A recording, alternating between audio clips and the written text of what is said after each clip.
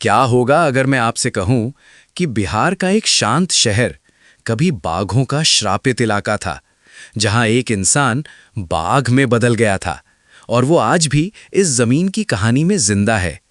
ये कोई फिल्म नहीं, ये है बक्सर का असली रहस्य, जिसे पुराने ग्रंथों में कहा गया व्याघ्रसर।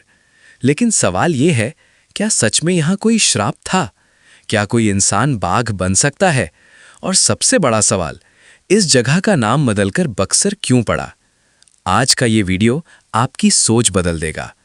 बिहार का बक्सर ऊपर से देखने में एक सामान्य शहर लगता है, लेकिन हर गली, हर घाट एक कहानी छुपाए बैठा है।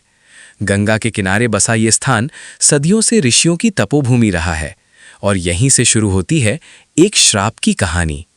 कहानी है एक अहंकारी व्यक्ति की, जिसने एक महान ऋषि का अपमान कर दिया, और वो ऋषि थे ऋषि दुर्वासा, जिनका क्रोध पूरी दुनिया में प्रसिद्ध था। क्रोध में आकर उन्होंने कहा, तुम्हारा घमंड तुम्हें पशु बना देगा, और अगले ही पल वो इंसान एक खतरनाक बाघ बन गया। सोचिए, एक इंसान जिसके अंदर इंसान की आत्मा, लेकिन शरीर एक जानवर का। वो बाघ जंगलों में भटकता रहा, लेकिन अंदर से वो इंसान रो रहा था। वो ऋषियों के पास पहुंचा और उनसे दया की भीख मांगी। तब उसे बताया गया, एक पवित्र सरोवर है जहां स्नान करने से श्राप खत्म हो सकता है। वो सरोवर यहीं बक्सर में था। जैसे ही उसने पानी में कदम रखा, कुछ ऐसा हुआ जो किसी ने सोचा भी नहीं था। उसका शरीर बदलने लगा और कुछ ही क्षणों में वो फिर इंसान बन गया। इस घटना के बाद लोगों ने इस जगह को नाम दिया व्याघ्रसर, मतलब वो सरोवर जहां बाघ की कहानी खत्म हुई। लेकिन क्या सच में वो सिर्फ एक कहानी थी, या उस सरोवर में कोई अलौकिक शक्ति थी?